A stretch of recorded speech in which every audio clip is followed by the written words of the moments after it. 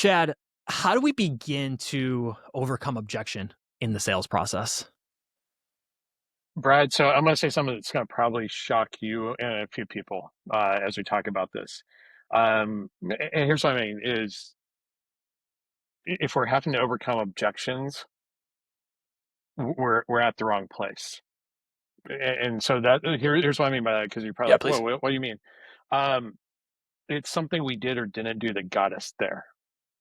All right. So the objection you're getting, and I think about through helping like staffing recruiting companies I've worked with, and that I work with right now, things like, hey, we already got an agency we work with, or we don't work with agencies, we do it all ourselves, or I'm not the right person that gets decided at corporate, or this person or that person, or your rates are too high compared to what we have, or it's not a priority right now.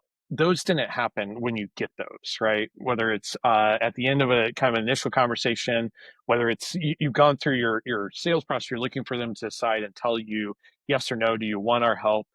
It's something we did or didn't do that leads to that. So a lot of times, some people are like, I can always teach you, like, here's what to say when that happens. But what we ultimately need to do is not just look at putting out the fire when the fire is happening, but going back earlier in the process and go, what did we do or not do that led to that objection coming up?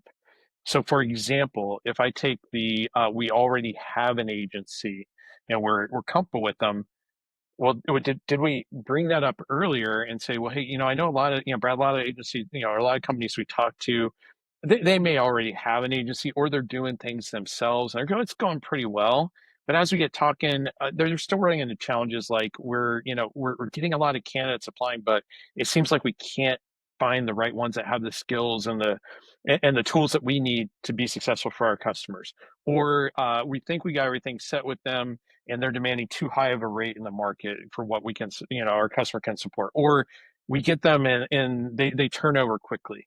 That's really, what we need to find out earlier is, do they even have any of those problems or challenges that would even lead to them going, we should even look at someone else, right? So the big thing is, can you overcome them? Sure, but we're looking in the wrong place. Now, when you get an objection like that, the whole key is to not go, well, let me start telling you and justifying why you should work with us versus the Hmm. competition. I see you smiling because you probably have seen that happen quite a Yes. bit. I know a lot of people have. Well, Wait, whoa, whoa, think whoa, whoa, about whoa, whoa, how whoa, you, whoa. yeah, exactly, right? It's like, oh, no, no, no, no. You got to understand why we're different. Here's the thing, and we talk about differentiation as another piece is right, wrong, good or bad. All your competitors are saying very similar stuff. Right. So when you show up in that same way and you go, oh, let me tell you why we're different or why we're better, all that communicates to that prospective customer or customer is that you're now trying to force and convince and Yeah. sell me versus really understand and help me. And that's what your competition's doing. So therefore, I'm going to treat you like them, which means I'm going to go, I'm doubling down. Even if we got someone we work with that isn't doing all the right things or isn't as effective, or we're doing ourselves and we don't have it figured out, I'm going to double down on it because now you're making it like everyone else. Right. Versus Yeah. in that moment, the key is to go, let me not fight you. Let's understand and ask questions, understand where is that objection coming from, right? Like even if you think of rates, right? It's not a matter of the actual rate. It's a matter of, do I not see value, right? So I don't go, it's worth spending more with you versus who I'm using right now or doing on our own because I see you're going to do something or solve something or help us do something that we're not getting, or is it truly I see the value, Brad. I just don't know where we're going to pay, how we're going to pay for it because that's more than we budget or we're expecting here, right? So that's how to put the fire out. But the whole key is we got to go. And where most people miss is that they don't go back and go, what conditions, what did I do, and what conditions created me getting this objection at this point? It feels desperate when you're grasping at that stage of the process as well, right? So when you start going through, Mm-hmm. well, we could do it for lower, or we could do it this way, or we could do it, you start to talk a little bit faster too, and you start fumbling on your own words because you weren't expecting the objection, you weren't expecting the possible rejection. It feels incredibly desperate. And I feel like that's where the commodity and the commoditization of the industry comes into play, right? So when you start trying to just do what everyone else is doing or do it a little bit better, Mm-hmm. that's why we have a negative connotation, a negative stereotype. So then, Shad, for you, it's thinking through the sales process in a way of how do we make sure that the process hits on all of these possible objections before we get to that stage of the game? Is that where we're going with this? It is. And here's the mindset that most people have from a selling standpoint, Brad, is that they go, I want to try to qualify in as many prospective customers or customers as possible. The mindset to really think about is how can I disqualify more of the ones that aren't a right fit earlier? Okay, so what do I mean Yeah. is saying, hey, you know what? You probably already got somebody, you probably already are doing it yourself.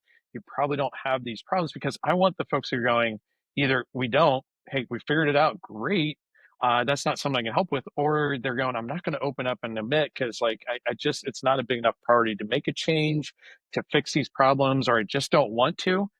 I want those folks to disqualify themselves earlier. So the folks I'm working with are going, no, we do have those problems or challenges or those goals we're going after. We know that we need help, whether Shad, it's with your agency, your company, or somebody else, but we're committed to doing something about it.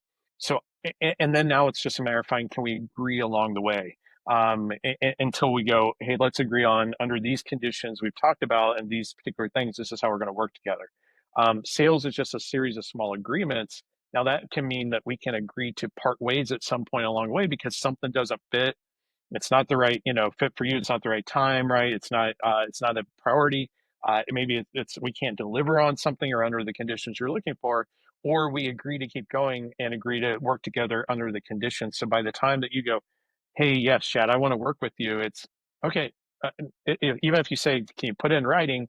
It's everything we've agreed to. There's nothing new, right? So that's kind of the Yeah. flip is we got to look earlier to go, what are we doing or not doing? It caused us to get to these conditions. Can we change that? And can we disqualify more earlier so that folks that we're working with, we've gotten the objections out of the way. Now it's a matter of just figuring out, hey, is it a right fit from both sides? And basically laying the cards on the table. And if it is, great, here's what we're going to agree and work towards. If it isn't, that's fine too.